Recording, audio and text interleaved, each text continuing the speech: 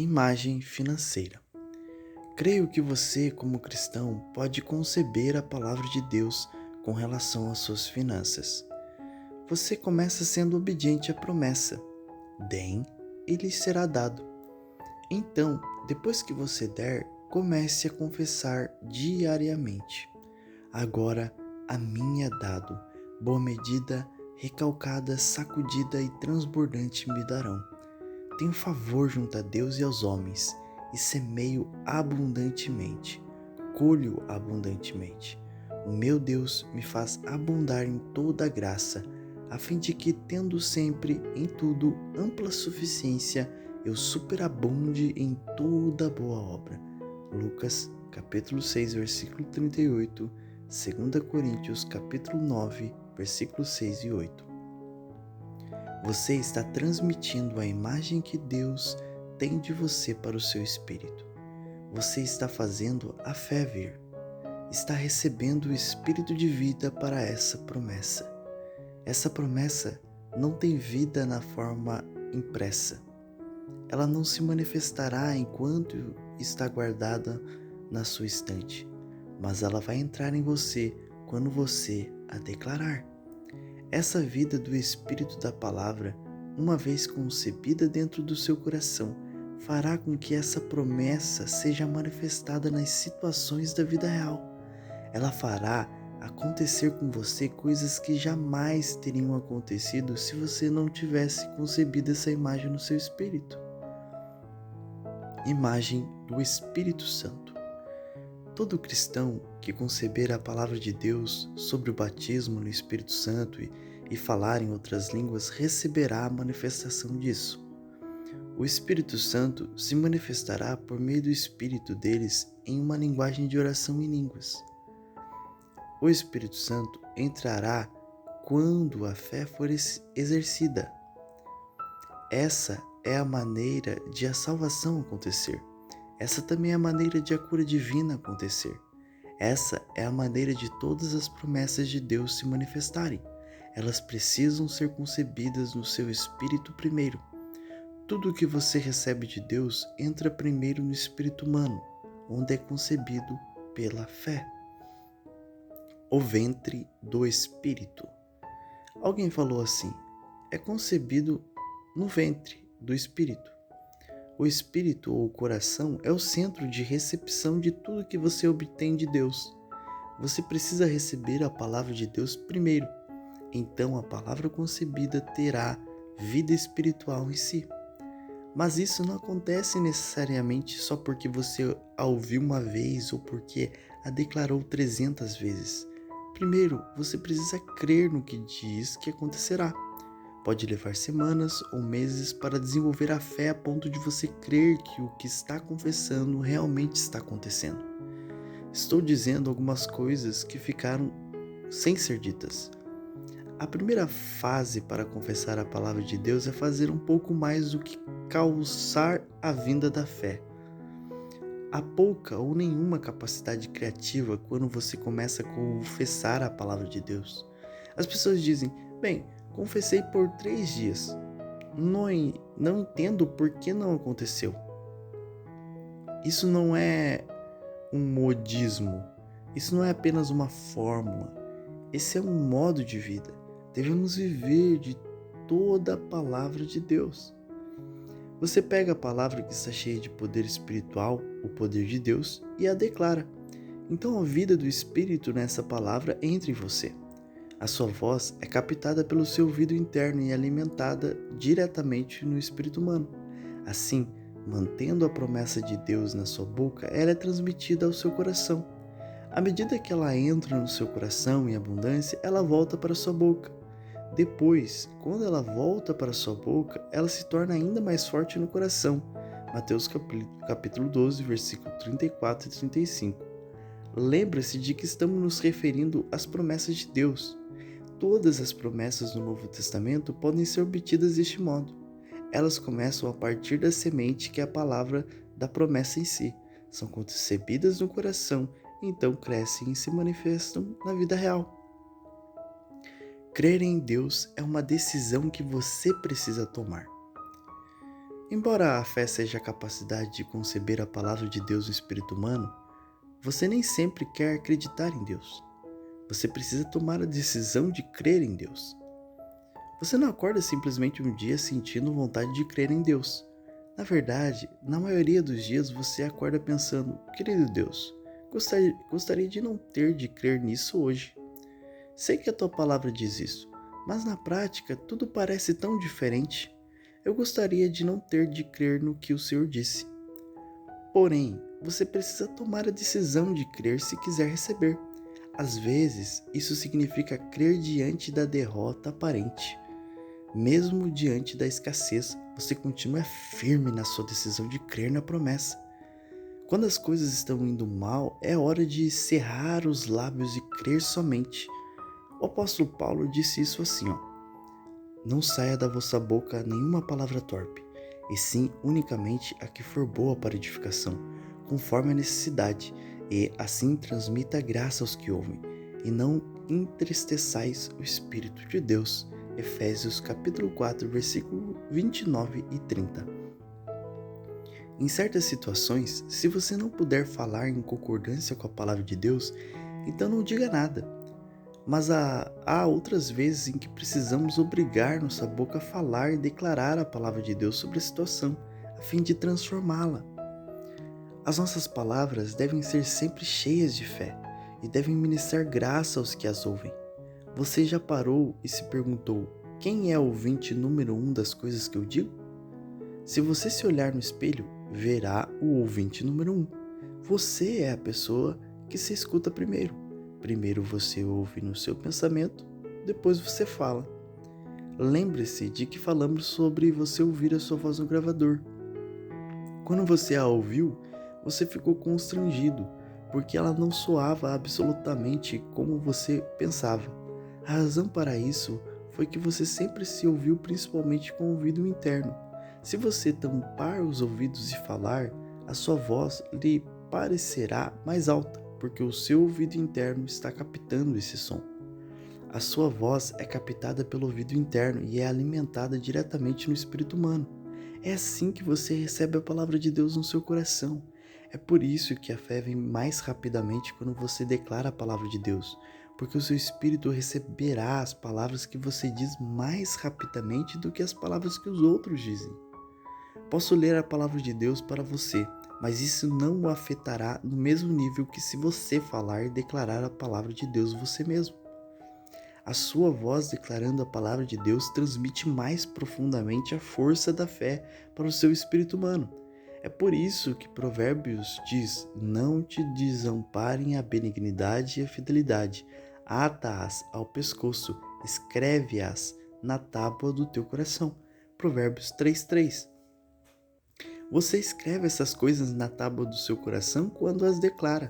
O salmista Davi diz: a minha língua é como a pena de habilidoso escritor. Salmos 45, versículo 1. É assim que você escreve a palavra de Deus no seu coração. É assim que a fé vem. Ela vem por ouvir a palavra de Deus. Para ouvi-la, alguém precisa declará-la. E você falar a palavra de Deus é a maneira mais eficaz de receber fé. A fé virá mais rapidamente se você mesmo confessar a palavra. Confissão, propulsão. A confissão está para a sua fé o que a propulsão está para um avião. Sem propulsão, um avião não sairá do chão. Ele é mais pesado que o ar. Você precisa ter alguma coisa puxando-o pelo ar. Você precisa ter propulsão, pois existe uma lei da elevação que supera a lei da gravidade. Você não impede a lei da gravidade de operar quando entra no avião. Você supera a lei da gravidade com uma lei maior, que é uma lei combinada de propulsão e elevação. O poder do invisível. Eis um exemplo de ser capaz de usar coisas que você não pode ver para vencer coisas que você pode ver. E se eu entrasse em um avião e olhasse para fora, para a asa, e dissesse: não vejo nenhuma elevação nesta asa, não posso voar hoje, não há elevação alguma, talvez não seja a vontade de Deus que eu voe hoje. É verdade que a elevação não está ali, mas aquela asa foi projetada para criar elevação à medida que ela é propulsionada pelo ar. Mas, se eu começar sem qualquer elevação, como posso saber se, quando eu chegar a 70 nós na velocidade do ar, haverá elevação suficiente naquela asa para tirar aquele avião do chão? Sei disso porque tenho fé no invisível. Todos nós temos fé no invisível. Como eu obtive fé no invisível? Com palavras. Elas me disseram que aquela asa foi projetada aerodinamicamente de modo que o ar que passa por ela cria uma área de baixa pressão em cima da asa. O ar viaja mais depressa sobre a parte de cima do que sobre a parte de baixo. Deste modo, o ar viaja mais depressa sobre a parte de cima da asa, criando uma área de baixa pressão em cima da asa. O ar na parte de baixo está tentando empurrar para cima, para esta área de baixa pressão. Isso cria o que chamamos de elevação. Essa elevação vence a gravidade, fazendo com que aquele avião voe como um pássaro. O ponto é que a confissão está para a sua fé, assim como a propulsão está para o avião. Sem ela você não sairá do chão. As coisas que não são reduzem a nada as coisas que são. Como eu obtive fé nas leis invisíveis que fazem os aviões voarem? Eu obtive fé por meio de palavras. Meu instrutor compartilhou o conhecimento de como as leis invisíveis funcionam. Isso me transmitiu fé no invisível. Agora tenho fé de que os aviões voam, embora eles pesem várias toneladas. Posso não entender completamente tudo o que sei sobre elevação, mas tenho fé na lei. Pelo menos passei a concordar que ela funcionará para mim se eu a fizer funcionar acrescentando a propulsão. A fé também é uma lei. Você precisa ter fé na lei da fé e depois fazer a lei operar aplicando a confissão. Permita-me dizer novamente. A confissão está para a sua fé o que a propulsão está para aquele avião. Sem a propulsão não haverá elevação. Sem a confissão da palavra de Deus, a sua fé jamais sairá do chão. Quando está pilotando um avião, você pode puxar os manetes, reduzir a propulsão e ele ainda irá voar.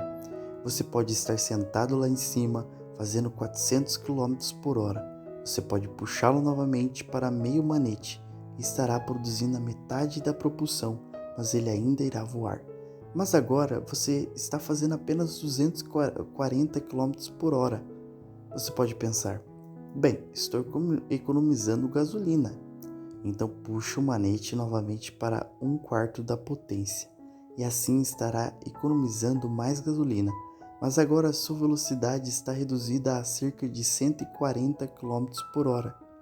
Você ainda pode manter a mesma atitude, mas para fazer isso precisa aumentar o ângulo de ataque, isto é, manter uma atitude de nariz para cima, mas você demorará muito mais para chegar ao seu destino. Você pode decidir desligar os motores. Sem propulsão, você irá cair. Este é um exemplo perfeito do que acontece com a sua fé sem confissão. Lembre-se de que a sua fé jamais subirá mais alto que a sua confissão. Quero dizer isso de 3 ou 4 maneiras, para que você não deixe de entender. A sua confissão é o teto da sua fé. A sua fé não ultrapassará a sua confissão. Quanto mais você desenvolver a sua confissão da palavra de Deus, declarando o que Deus diz, mais alto você desenvolverá a fé nas provisões de Deus, promessas de Deus. Você não vai chegar lá da noite para o dia. Isso requer tempo. Não aprendi a pilotar um avião da noite para o dia. Você precisa se desenvolver na fé. Vai cometer alguns erros, mas isso requer tempo, de modo que deve haver uma fase de desenvolvimento. É como uma criança que se levanta para andar e cai. Ela não diz, andar não funciona, esqueça, vou engatinhar pelo resto da vida. Não, ela sabe que funciona, ela vê os outros a andarem. Você precisa praticar a sua fé. Para fazer isso, precisa começar onde está. Não pode começar onde Oral Roberts está na fé. Você começa no seu nível. A confissão das promessas de Deus é para a sua fé a propulsão. assim como a propulsão é o que causa a elevação de um avião. Sem a propulsão que faz o avião se mover pelo ar, não haverá elevação. Sem a palavra de Deus em você, não haverá fé. Ser uma pessoa de fé hoje e ter fé em Deus hoje não significa que daqui a 10 dias, 30 dias, 6 meses você terá fé. Se você desligar o suprimento da palavra, puxar os manetes, você pode planar por algum tempo, mas está prestes a cair. Um dia perguntei ao Senhor, por que as coisas não estão indo tão bem quanto estavam há um ano? Parece que agora é uma dificuldade fazer coisas que eram fáceis há um ano. Enquanto orava no Espírito, ouvi isto se elevar no meu espírito. Você puxou os manetes. Eu disse, eu fiz isso? Ele disse, a confissão é para a sua fé o que a propulsão é para aquele avião. E você tem retrocedido na sua confissão. Então a pergunta surgiu no meu espírito. O que você estava fazendo há um ano quando as coisas estavam indo muito melhor e a sua fé estava em um nível mais alto? Parei e pensei nessa questão. Há um ano, todos os dias eu estava confessando a palavra de Deus com a base no livreto, O Poder Criativo de Deus. Eu não ousava perder um dia. Não que eu estivesse viciado nele, mas eu queria alimentar o meu espírito. Eu fazia isso diariamente e meditava na palavra de Deus. Eu disse, pensando bem, tenho sido inconstante durante os últimos meses. Esta foi a minha resposta. Você tem recuado na sua confissão e a sua fé está diminuindo. Você está perdendo a propulsão. O Senhor disse, se você recuperar aquela propulsão confissão, então aquela elevação aparecerá novamente. Quando fiz o que Deus disse, aconteceu exatamente o que Ele disse. Há um tremendo poder e capacidade nas leis invisíveis. Você já disse, não consigo acreditar em alguma coisa que não posso ver? Eu disse isso no passado, mas desenvolvi uma grande fé nas forças invisíveis que são capazes de reduzir a nada as coisas que estão manifestadas.